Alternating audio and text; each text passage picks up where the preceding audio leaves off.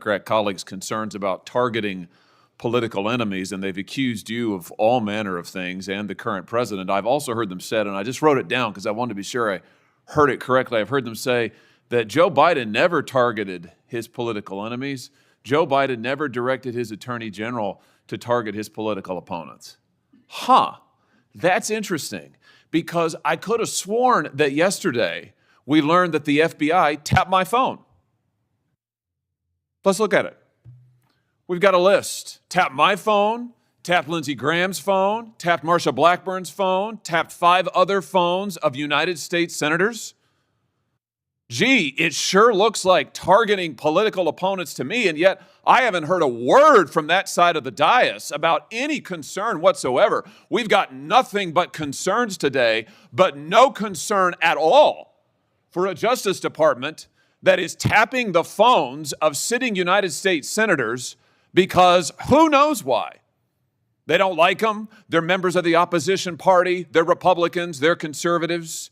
You've seen this document, Attorney General Bondi. What was going on here? Who ordered this? Who ordered the tapping of the phones of United States senators? Senator Hawley, I cannot discuss the details of that right now for very good reason. You're going to do a thorough investigation into this, I trust. Is that correct? We will be looking at all aspects of this, and I have talked to Director Patel at length about And this. you're going to figure out who was involved in this, who signed off on it, who knew about it. You're going to get to the bottom of all of it. Is it correct? Yes, and I've spoken to Director Patel about it, and he is committed to doing this. Well, I can tell you, we already know many of the details. We already know that this was ordered by the special prosecutor, Jack Smith, who reported directly to the Attorney General of the United States, Merrick Garland. And we know that Jack Smith was on his witch hunt because he was directed to do so by the President of the United States, Joe Biden. Let's just remember. Let's take a walk down memory lane. April 2nd, 2022, the New York Times. Garland faces growing pressure. The Times says as recently as late last year, that would have been 2021, Mr. Biden confided to his inner circle he believed former President Trump was a threat to democracy and should be prosecuted.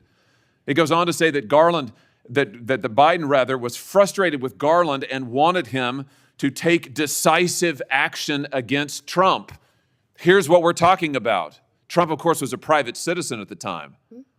So he appoints his own hitman, Jack Smith, who goes after the president, former president, who goes after members of this body. You know, the thing about it, though, that really strikes me is that it didn't stop with members of the United States Senate.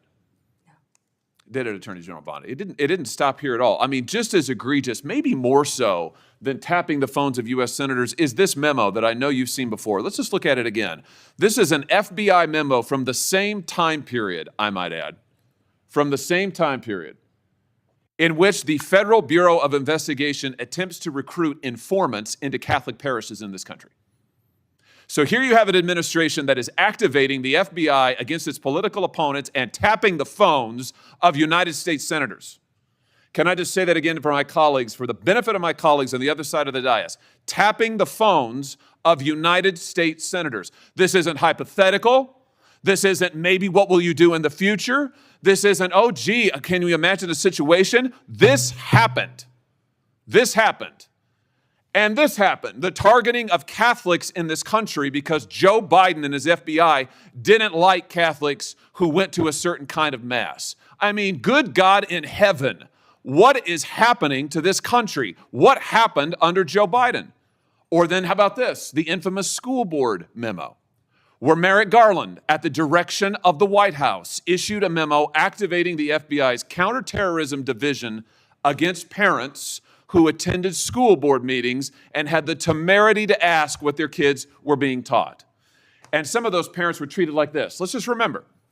Let's remember how parents were treated. Treated like this man. That's right. A parent at a school board meeting, I think in Virginia, who was drug out of the school board meeting. He's bloodied there, you can see it. And what was the response of Joe Biden's DOJ and FBI? It was to issue a memorandum saying that people like this ought to be investigated by the counterterrorism unit. And unbelievably, they were. They were. Or how about this? Let's remember Mark Houck and the pro-lifers who were prosecuted for what? For going to a clinic, an abortion clinic, and praying on a sidewalk outside an abortion clinic. This is Mark Houck and his beautiful family at Mass. This man, at the direction of Joe Biden's FBI, this man had an FBI SWAT team come to his door in the early morning hours with his beautiful children there, terrorizing them with weapons drawn. He was then arrested and prosecuted. And fortunately, a jury acquitted him. This is what was happening under Joe Biden. United States senators spied upon. Former presidents, the political opponents of the president at the time, targeted, prosecuted. Pro-lifers, targeted, prosecuted. Catholics, targeted, prosecuted. 92 conservative organizations put under surveillance, targeted for potential prosecution. Gee, I don't know. Would you call that an example of weaponization, Attorney General Bondi? Do you think that's a fair characterization? Senator Hawley, that is the ultimate weaponization. And weaponization under Donald Trump has ended. It has ended. Harmeet Dillon is running our civil rights unit, and she is doing an incredible job. No longer will parents be targeted. No longer will parents who care about whether their elementary school children have to read a transgender book be targeted and told they cannot have any say in their child's education. That has ended under this administration. People can worship freely, whether they're Catholics at synagogues or Muslims. Everyone can worship freely. That was the ultimate weaponization. They were targeting Catholics. No longer. They have been targeting so many American citizens throughout this country. And Senator Hawley, you have been a champion of this, and thank you for being a champion of that. But under Donald Trump's watch, it has ended. You know, I think about some of the abuses of power in this country's history, and there's been, sadly, a lot of them by members of the executive branch over the years, whether it's Watergate, whether it's what J. Edgar Hoover did in his time at the FBI, spying on many public figures, RFK, MLK, JFK, you name it. And I just have to say, what we now know happened in the last 4 years under this administration surpasses all of that. It surpasses all of it. Not just for the interference in the legislative branch, not just for the blatant disregard for the separation of powers, not just for the blatant disregard for the First Amendment, but for the targeting of ordinary American citizens who can't afford lawyers, who can't afford to mount a defense, who when the FBI knocks at their door or comes with the SWAT team, they don't know what to do. It is absolutely a disgrace. It is a stain on the history of this country and on the conscience of this country, what this administration did in the last 4 years. So here's what I think needs to happen. Madam Attorney General, I think we need a special prosecutor to be appointed whose sole responsibility will be to get to the bottom of what has happened in every instance that I have just named. I think we need to know exactly who approved the wiretaps on United States senators, who knew about it, what agents were involved at DOJ or the FBI. I think we need to know exactly who signed off on the Catholic memo, the spying memo, who was involved with it, how far did it go. I think we need to know exactly who authorized the prosecution of Mark Houck, who terrorized pro-lifers and tried to intimidate them. I think we need to know. And Mr. Chairman, this committee needs to do oversight hearings. We need to have thorough hearings into what has happened these last 4 years and this abuse that has now just been uncovered, because we have to ensure that it stops. As you just said, Attorney General Bondi, we have to ensure that it stops. This chapter in American history needs to come to a close, never to be opened again.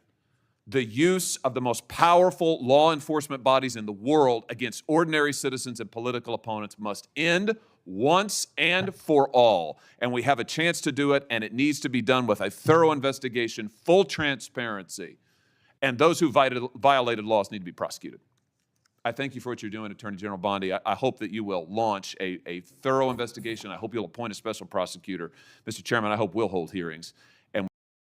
In this hearing, we just witnessed one of the most explosive exchanges in recent political memory. Senator Josh Hawley laid out a series of allegations that the FBI under the Biden administration tapped the phones of sitting United States senators, including himself, Lindsey Graham, Marsha Blackburn, and several others. That is not a small accusation. That strikes at the heart of separation of powers. Hawley connected these actions to special counsel Jack Smith and Attorney General Merrick Garland, arguing that the pressure came directly from President Biden, who reportedly wanted Trump prosecuted as far back as 2021. Whether you agree with Hawley or not, the gravity of what he is describing cannot be ignored. He then moved through a list of disturbing examples, the memo targeting certain Catholic parishes, the school board memo labeling outspoken parents as potential threats, and the armed SWAT-style arrest of pro-life activist Mark Hook. These incidents raised serious questions about the use of federal power, who it's aimed at, and why. Attorney General Pam Bondi responded by saying weaponization has ended under Trump's administration and vowed full investigations. Regardless of where someone stands politically, every American should want clarity here. If government agencies targeted citizens, senators, religious groups, or parents for simply speaking up, that deserves full transparency and accountability. As a patriot, I believe oversight matters. Power must be checked. And when accusations this serious are placed on the table, no one should dismiss them out of convenience or partisanship. The goal is simple: ensure that the justice system serves the people, not the powerful.